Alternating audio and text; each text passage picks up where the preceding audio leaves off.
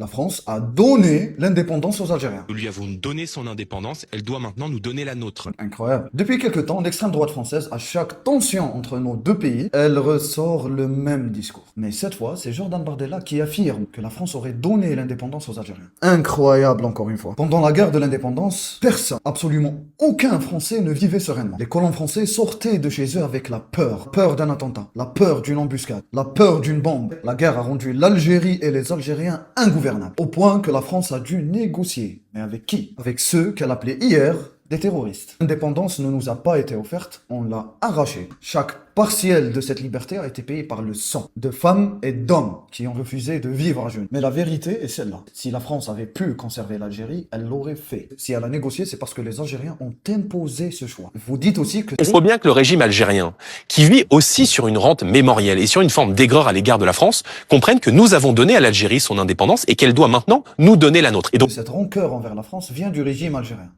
Là encore, vous vous trompez. Cette mémoire vit dans des millions de familles algériennes. Elle ne s'est pas transmise dans les discours politiques, mais autour des tables familiales, dans les récits des grands-parents, dans les villages qui portent encore les cicatrices de la colonisation. la France et l'Algérie doivent, à partir de maintenant, discuter d'égal à égal. Vous voulez une relation d'égal à égal? Nous aussi. Par contre, l'égalité commence par des actes. Par exemple, continuer la restitution des crânes de nos martyrs algériens exposés dans un musée en France. Par exemple, ouvrir pleinement nos archives. Aussi faire toute la lumière sur les crimes de la colonisation. Aussi sur les conséquences des essais nucléaires dans le Sahara. Poursuivre un véritable travail de mémoire. Comme ça alors, oui, nous pouvons construire une relation forte et très forte entre nos deux pays. Mais on ne demande pas à un peuple d'oublier son histoire ou de se soumettre avant d'avoir eu le courage de le regarder en face.